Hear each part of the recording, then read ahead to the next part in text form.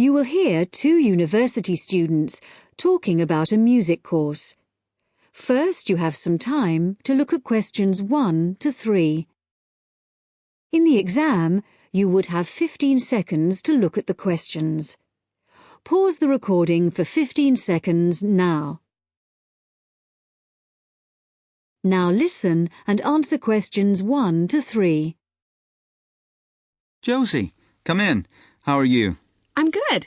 Can I get you a coffee or anything? No, that's okay. I can't stay long, but you said you wanted to talk to me about that course I'm doing this semester, Music 103? That's right. Actually, I was a bit confused because I thought you were majoring in maths. That's right, I am. I'm doing 4 maths modules this year, but it's an optional course. You just choose it if you're interested, and you can do it whatever department you're in. Why? Are you thinking about doing it? Well, I'm not sure. What are the requirements? What? The course requirements. I mean, what do I need to know about music to be accepted on it? I do listen to a lot of music, everything from hip-hop and rap to classical.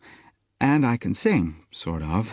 Well, for a start, one special thing about this course is that it's distance learning. You don't actually have to be at the university to do it, and you don't have lectures. So you've got to be able to work on your own without someone telling you what to do all the time. Oh? Oh.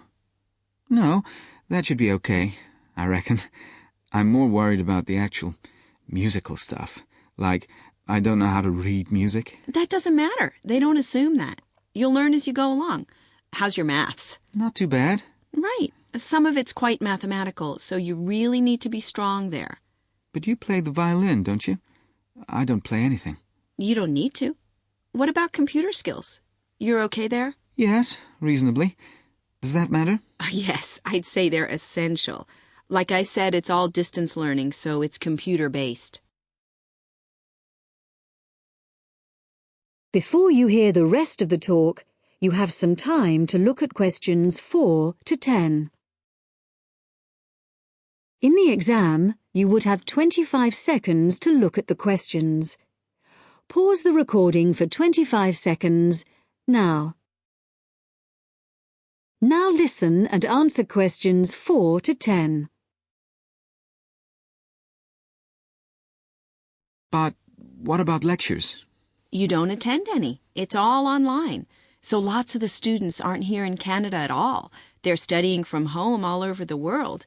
We've got someone from my group in Jamaica and a couple from Taiwan. Oh, and some from Hong Kong as well. So how does it work? Oh, well, there's a multimedia course website on the internet where you can listen. You can listen and watch at the same time. And of course, you can do it at your own pace. So if you don't understand something, you just go back. Or if you want some more examples of the music, there are links there to things that you can listen to. There's quite a lot of theory, but it's all done through musical examples, so it's practical at the same time. Like in the last module I did, we looked at a bit of the music from the movie Star Wars. The Darth Vader theme, you know. Dum, dum, dum, dum, dum, dum. Yeah. Yeah. Then we looked at a theme from Wagner's Tristan and Isolde. Do you know it? Written in the 1850s. And we could see there were all sorts of parallels between them. And that's a feature of the course. We often look at modern Hollywood themes to illustrate concepts in classical music. It sounds really interesting. Do you have a course book? No, we don't use one. We're given a software program called Notability Lite. And what it does is it presents what we write, the music we write, really clearly. And it also allows us to play back any piece of music on our computer at home. But that's not all. We can write our own music, quite complex stuff for various instruments, and the program plays it back to us. Plays the actual music? Yes, so it means that your computer is actually your own musical instrument. And we can even submit our finished pieces to our tutor by email. So you do need your own computer, obviously. Yes, with at least 64 megabytes of RAM. That's okay. I've got 128. Oh, and a CD-ROM and a sound card, of course. No problem. So, how long is the course? It's 6 months. There are 2 a year, so you could actually enroll for the next one if you wanted. It starts in January. I started last September and I finish in February. And how many credits is it? 3. In order to pass, you've got to do 6 assignments. I'm just doing my 4th one now, and take a final examination. Anyway, why don't you call round sometime and I'll show you the sort of things we do. You can even listen to some of my music. That would be great. Well, thanks, Josie. Now, are you sure you don't have time for that coffee?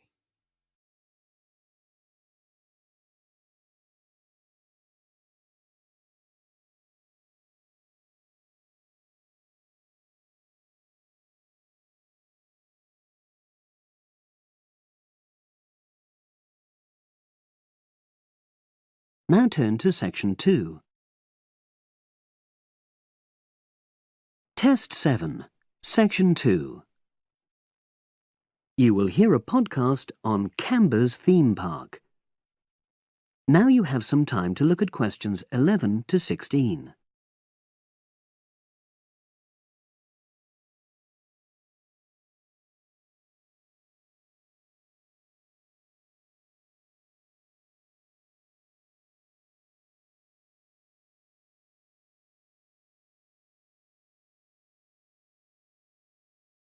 Now listen and answer questions 11 to 16.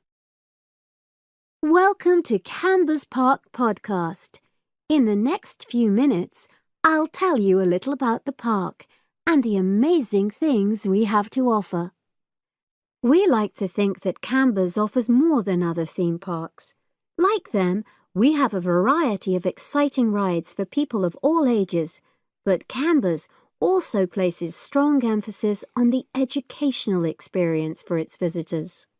Not boring facts, but lots of interactive exhibits. Although it's mainly an outdoor experience, we do have some indoor activities if the weather gets too dreadful. The park's got a lovely, well-established feel, set in 80 acres of beautiful countryside, about 3 miles south of the tourist resort of Dulchester.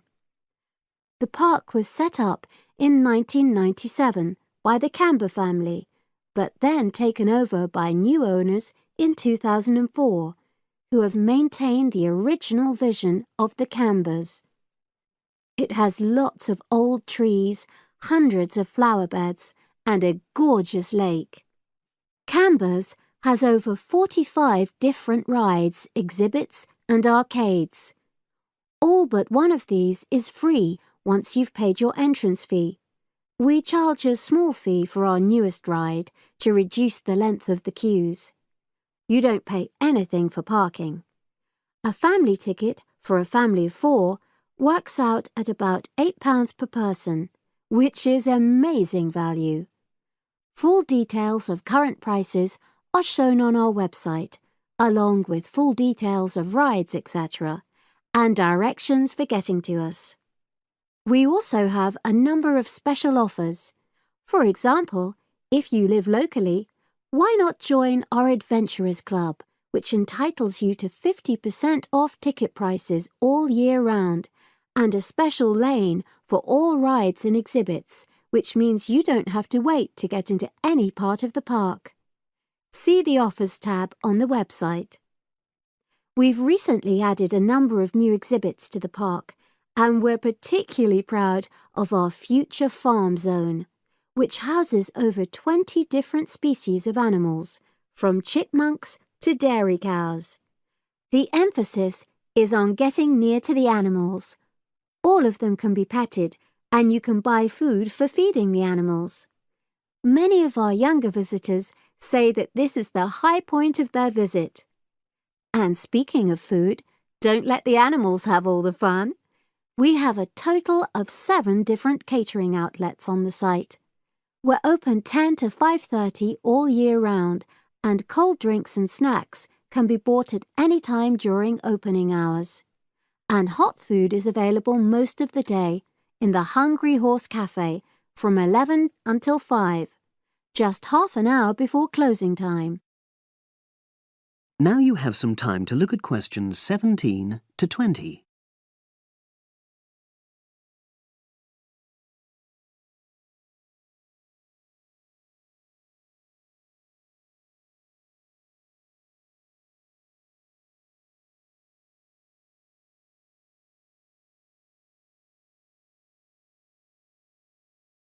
Now listen and answer questions 17 to 20. Now we want all our visitors to have an exciting time when they come to the park, but our first priority must be safety.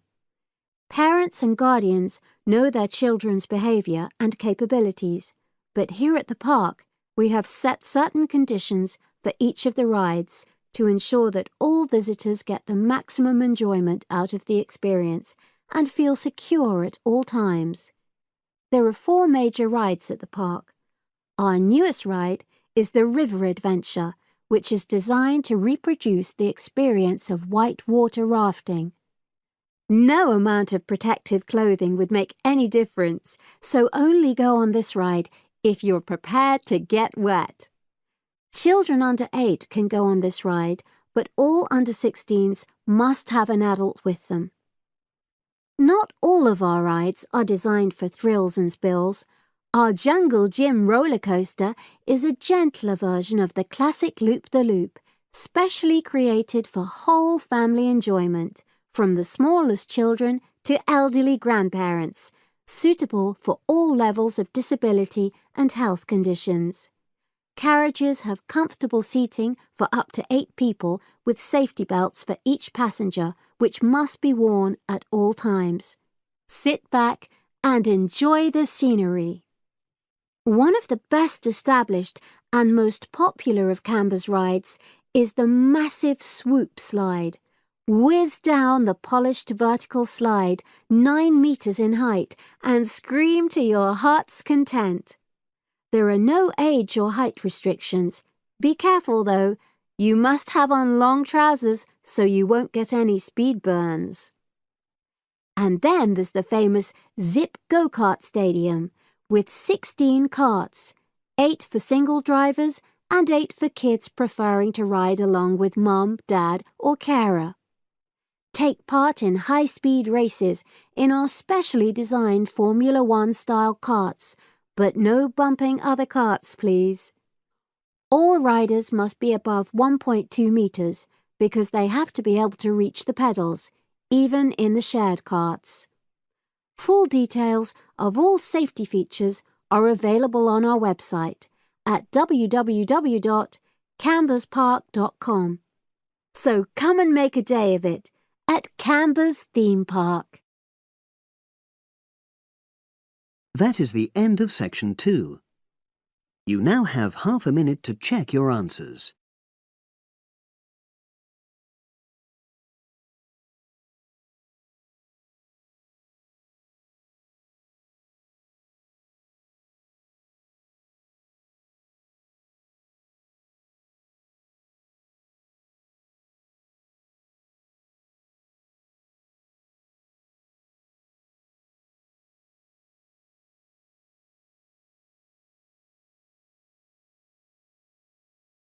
Now turn to section 3.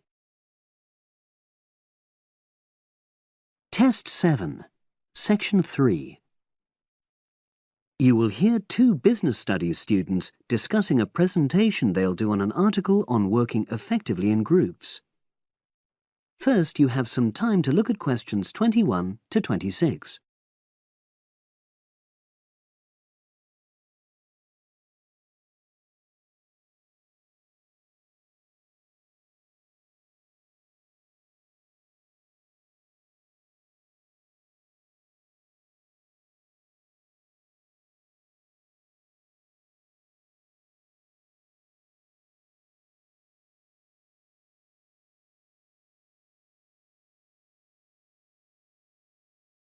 Now listen and answer questions 21 to 26. So, Brad, what did you think of the article on group work? Oh, hi, Helen. Yeah, it was pretty good, with helpful pieces of advice on how to make group work effective. I think we were lucky to be given such a straightforward text to present at the management skills seminar. Yeah. Actually, shall we discuss it now? Have you got time? Sure, it's only a 10-minute presentation, so we just need to explain and then give our views on the main points raised in the article. I'll jot down some notes. Right. So, there are 3 main sections: I suggest we start with listening. Yeah, effective listening in groups, because it's not something that's frequently covered on courses in our field. No, and we should say that in the presentation. Yeah, and also effective listening's pretty simple, you know. I don't think it's hard to learn. Well, people think it's easy, but in my experience, most of us tend to be very lazy listeners. Okay, I wouldn't argue with that. Something I do think we should emphasize is the power of the listener's posture, gestures, etc., in making speakers feel respected. Not that you're just waiting for them to finish before jumping in with your own ideas. Uh-huh. Okay, right. The next section is on goal setting. Let's make sure we're clear what the article says on this. Yeah. Well, firstly, it says that all group members must be given time to explain their own goals. That's it, yeah. And then did it say that the whole group should agree on common goals? That's a bit too strong. It's more that everyone's agendas should be equally acceptable. But it does say that goals have to be realistic. You know, Achievable within a particular time? you've got it. That's really what the article's saying. There isn't really any point in having ideals if group members know they won't come to anything within a reasonable period. So, I think a summary covering those points will be enough for that part of the presentation, don't you? Yeah. Now, the last section is about conflict resolution. Actually, I thought it was the worst part of the article. Me too. I don't think it went into sufficient detail on the issue. Actually, I thought it devoted too much space to it, but that it was all rather boring, you know? It didn't mention some of the more radical theories. Absolutely. I found that really irritating. Right, and also I think it could have said more about conflict sometimes being healthy in groups. Absolutely.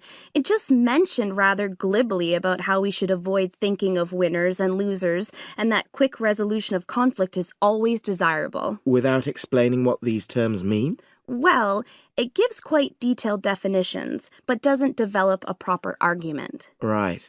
So, for the presentation, I think we just give some definitions and then explain what we felt were the weaknesses in the article's treatment of conflict resolution. yeah, good. Now you have some time to look at questions 27 to 30.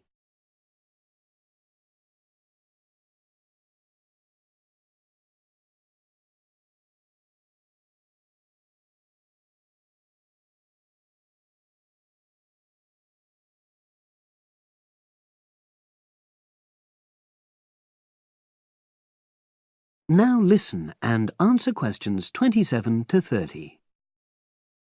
So, let's think about what we have to prepare for the actual presentation. Well, I suppose we'll use PowerPoint, but I'm hopeless at using it, especially if it has any visuals. I really have to look into doing a course on it because I know I'll need it in the future. Don't worry, I'm quite happy using PowerPoint and I'll put it together when everything else is ready. That's a relief. But yes, do that later. Okay. Now, I heard the tutor saying we have to include some well-chosen quotations from the article. I'm not sure if we do. I'll email him to find out. No need, I can just have a look at the specs he gave us when he set the task. That'll be quicker. But the tutor definitely said we have to prepare a handout to go with the talk. I'm not really sure how we do that. Sarah did one last year. Who's she? She's doing the same option as me on marketing. I'll ask her advice on what to include. Great. So that just leaves the bibliography at the end.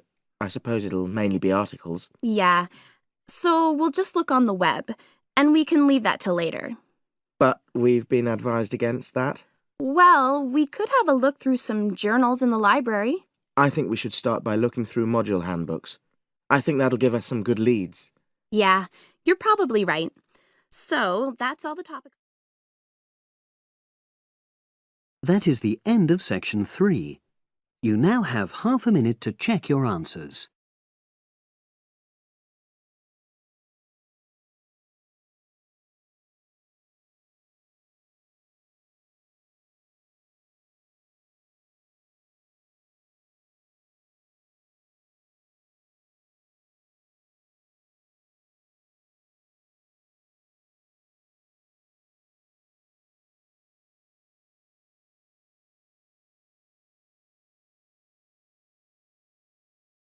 Now turn to Section 4. Test 7, Section 4. You will hear a lecturer talking to a group of engineering students about the design of a greenhouse. Before you listen, you have some time to look at questions 31 to 40.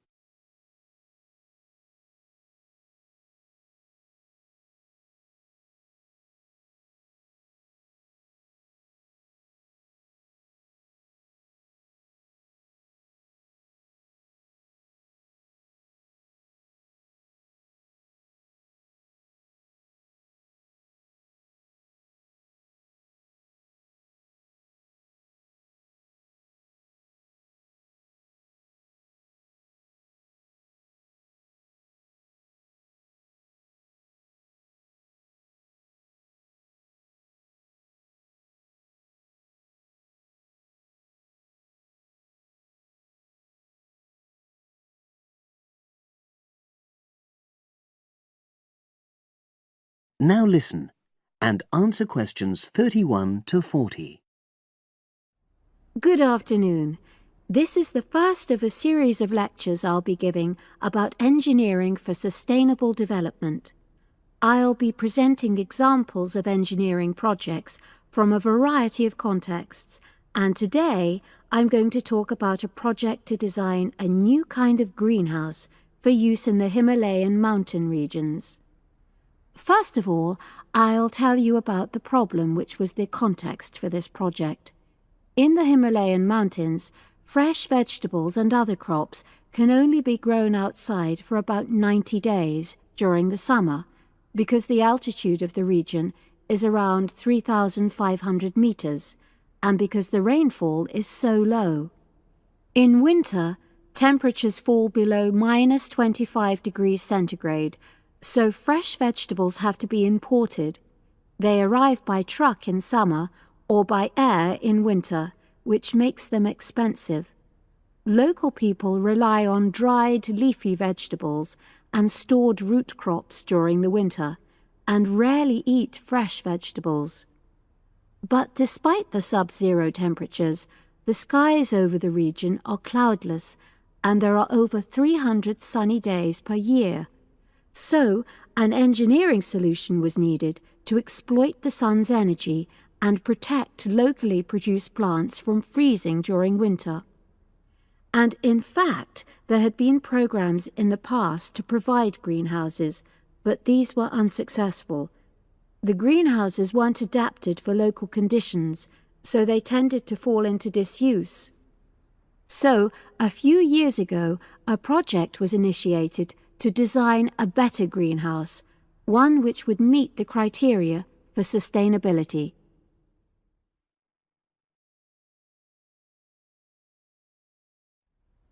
So, what are the criteria for sustainability? Well, first of all, the new greenhouse is designed to be relatively simple, so construction is cheap. Locally available materials are used wherever possible.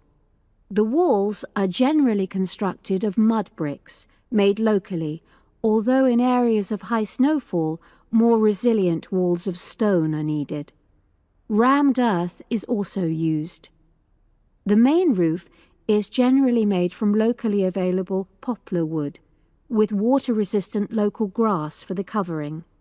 In addition, the construction and maintenance of the greenhouse is done by local craftsmen, so local stonemasons are employed to build the greenhouse walls, and specialized training is provided for them wherever necessary.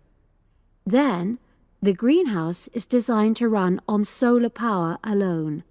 There's no supplementary heating.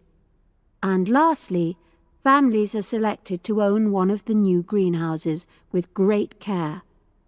They have to have a site which is suitable for constructing it on. They also have to be keen to make a success of using it, and also to share the produce with the wider community through sale or barter. Potential owners are taken to see existing greenhouses before they make a final decision about having one. So, those are the features which make the project sustainable. And now, I'll briefly describe the design of the greenhouse. The greenhouses are orientated very carefully along an east-west axis so that there's a long south-facing side. The transparent cover on the south-facing side is made from a heavy-duty polythene, which should last for at least 5 years. On the inside of the greenhouse, the walls are painted. The rear and west-facing walls are black to improve heat absorption, but the east-facing wall is white to reflect the morning sunlight onto the crops inside. Finally, there's a door in the wall at one end, and vents are incorporated into the roof, the door, and the wall at the other end to enable control of humidity and prevent overheating. I'll turn now to the benefits which have resulted from the introduction of these new greenhouses. These benefits are of various kinds, but for now, I'll just mention the social benefits. First of all, people who own a greenhouse gain social standing in their communities because they provide vegetables for the wider community, for regular consumption as well as for festivals, and they also earn income. Secondly, because in rural areas it is women who usually grow the food, the greenhouses have increased their opportunities. They bring the benefits of improved nutrition and increased family income from the sale of surplus produce. And thirdly, as a result of their improved financial position, some families can now afford to educate their children for the first time.